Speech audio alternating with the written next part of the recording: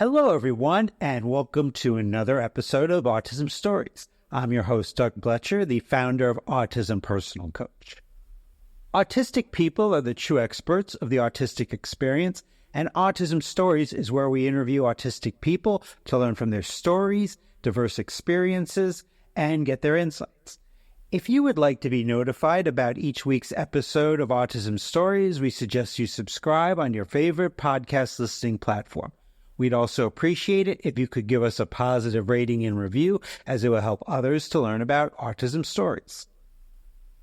On today's episode, Joanna Cetaj joins us to discuss making environments more sensory safe and how therapy has been helpful to her in her life.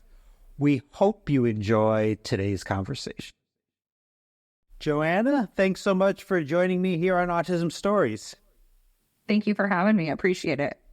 I'd love to start by learning, where does your story in the autistic community begin?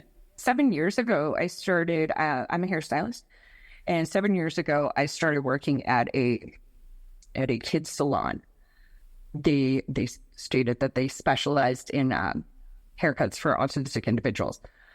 I didn't know at this time that an autistic individual getting a haircut could be so traumatic. Could be such a undertaking. After working there for a few years, and those clients became very, very close to me, and I ended up building up more of a clientele with them. And then 2020 happened, and I opened up my own business that specialized in autistic individuals. During that time is when a lot of the parents would come in and say, "Why would you do this?"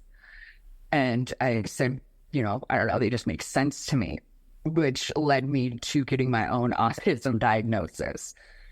Just kind of how that came about, because I was like, well, no, they just made sense to me. And then I started taking the different tests online that everybody does and keeping them. And I took them again a year later to make sure it wasn't just like that I hang out with a lot of autistic people. So maybe I had some autistic tendencies. And then when I went to the psychologist or psychiatrist, and she was like, no, that's a definite. That's a definite.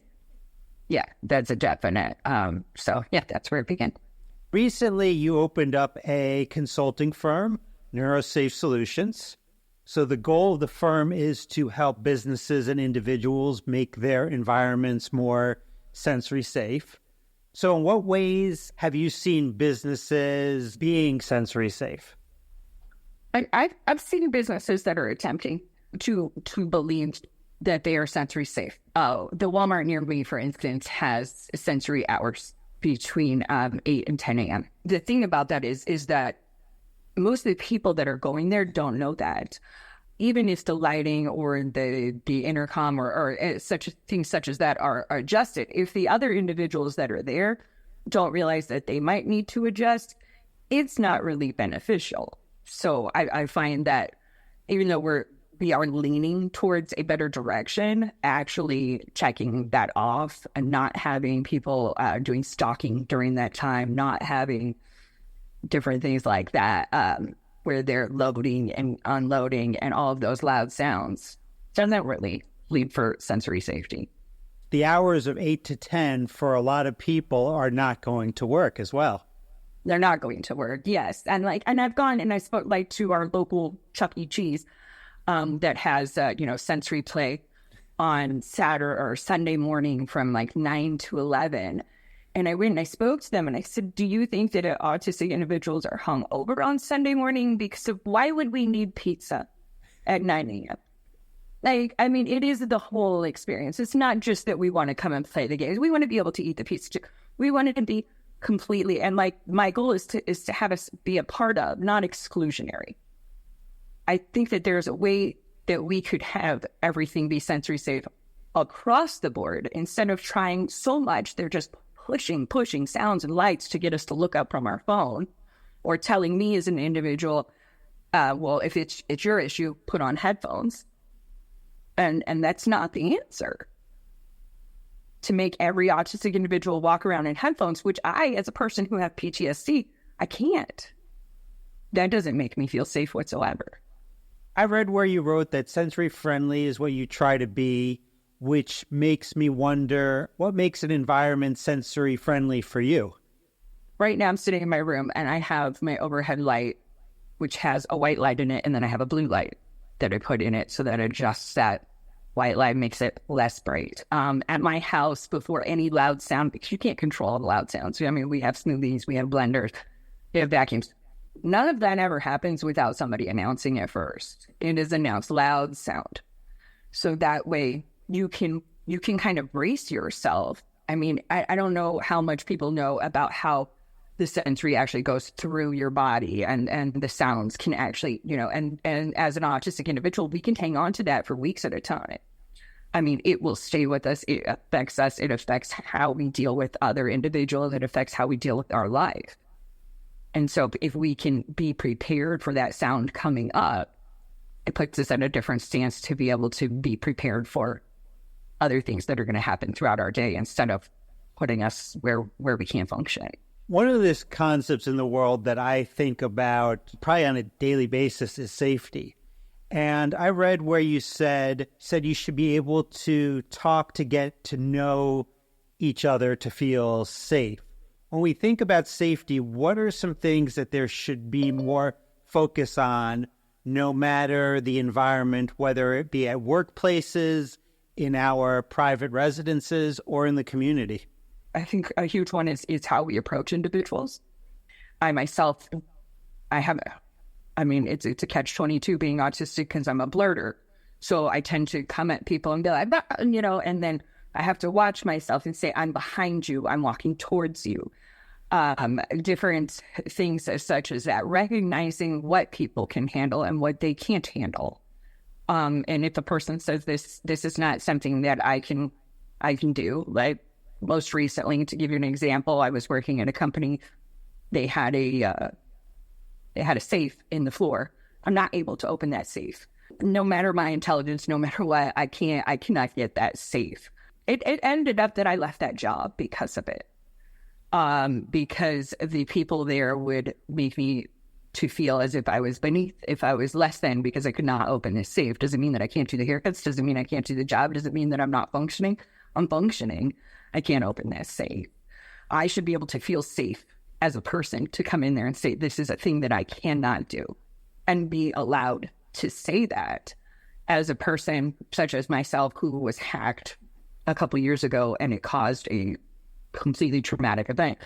And then I go to my daughter's school and I say, I can't log on online. And they say, well, that's the only way that you can tell us her absences. And that's the only way. And that's not safety. That's not inclusionary. We need to understand that there are people that have levels of what they can handle and what they can't handle. And because I'm listed as a level 1 autism or whatever, means that I don't need certain things. That's not correct. I need just as much help as anybody else. Yeah, I think if we will just see each other for what we can do and not instead of what we can't do, it would be a lot easier. And options equal accessibility and being inclusive, don't they? Yes. I've left way too many jobs because of the fact that they just will not offer that kind of inclusivity. And then with being able to now explain why, I think that the autism diagnosis actually pushes them further away from me.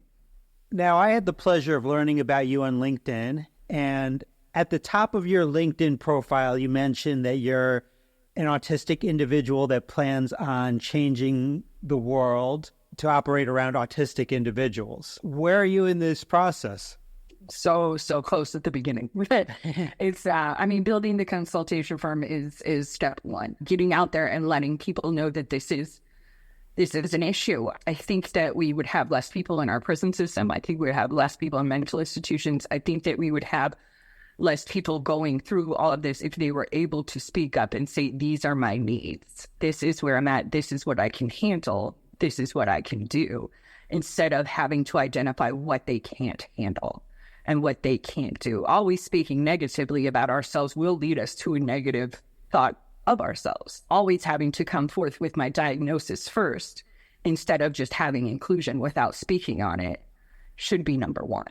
But I mean, as a person who has had mental health trials and wanted so badly to be able to go to someplace to get help, I went in one time to a mental health institution, and those sounds, the feel, the smell, everything that is in that place will make you want to run. It did not lead to any kind of mental health help. From my experience, from many people I know that have been in a lot of those spaces, most of the time, not all the time, but a large percentage of the time, the staff is not educated on sensory differences, are they?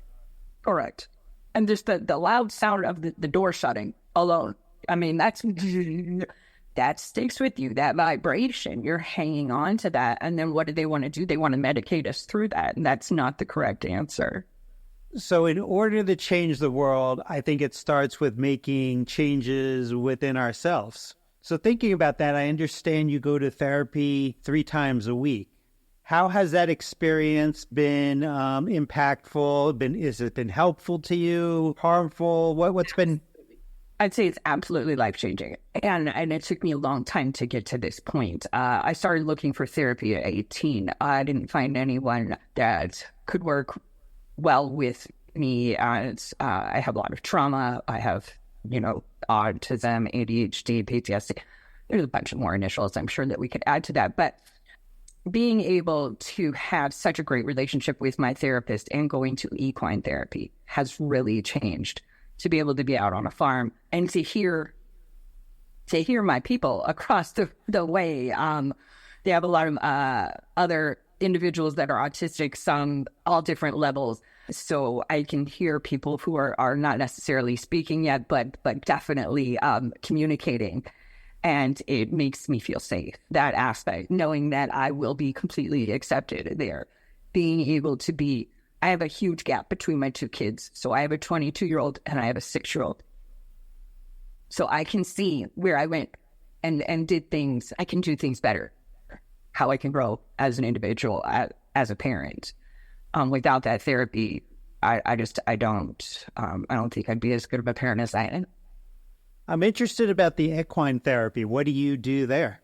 It's on a ranch. So we go, when we pet the horses, I'm able to walk around and walk with the horse and guide that horse that way as I'm talking through some of my trauma.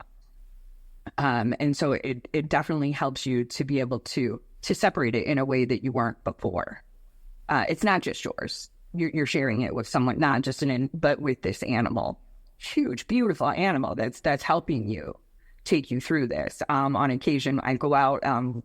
My therapist had me hug a tree and talk to a tree, about my world, and because that tree is part of it. Sure, and animals, I mean, they're as therapeutic to me as anything. Me too. And being able to take my shoes off and walk around in the grass and just to feel and to feel safe. And that is such a huge, huge importance for me. Growing up with such trauma, it's hard to find spaces where I can feel safe and seen at the same time.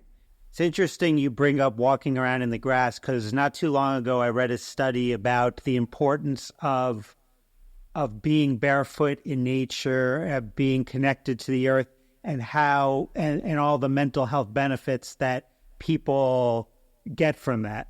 I think I probably read that same study, Doc, because it was not that, and I read it and I was like, this is awesome and we have to do this like now. And it does. It helps to pull you out. We get so stuck in, who we are, what we're dealing with, everything that's going on our day-to-day basis, goals, dreams, everything, to not just be brought back to the fact that like this is me, a human being, touching grass, feeling the earth beneath me. It's hard to do out here right now, considering it's still 115 degrees, but I don't know what's going on. Climate change is no fun. And I wanted to be barefoot today in nature, and then it rained. I was like, oh, I don't want to get my feet all wet. That talks to Lime. Yeah, talk about sensory differences.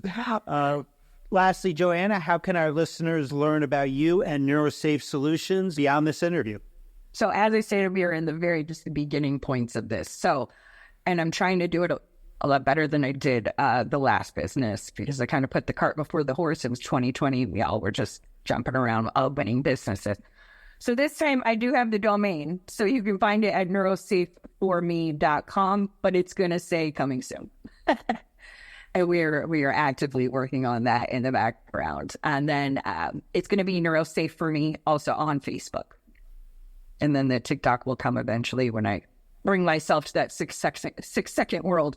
I definitely look forward to seeing NeuroSafe solutions grow and really appreciate the opportunity to get a chance to talk with you today. Thanks so much, Joanna. This is an awesome experience. I really appreciate you. Thanks so much. Thanks so much to Joanna for the conversation. To learn more about Joanna, please check out the link in the podcast description for this episode. We always love hearing from you and would especially love to hear from you relating to this episode regarding if you've ever tried an alternate form of therapy like equine therapy. If so, what's your experience been like? Did you know Autism Personal Coach provides neurodiversity affirming support by autistics for autistics? We empower autistic adults and teens to lead self-directed, purpose-driven lives through our customized life coaching and community groups. Our distinct approach prioritizes each client's unique goals and preferences, fostering a sense of agency and promoting self-advocacy. Coaches work collaboratively with clients to develop personalized strategies and tools that can help with executive functioning, emotional regulation, relationship building, stress management, and much more. We also support parents and partners of autistic individuals by providing insights and guidance to bridge communication gaps and nurture mutual understanding. With our accessible remote services, individuals from any location can receive the assistance and mentoring they need. Join us today to experience judgment-free coaching rooted in empathy, expertise, and respect for autistic identity. Until next time, I'm Doug Fletcher of Autism Personal Coach. Talk to you then.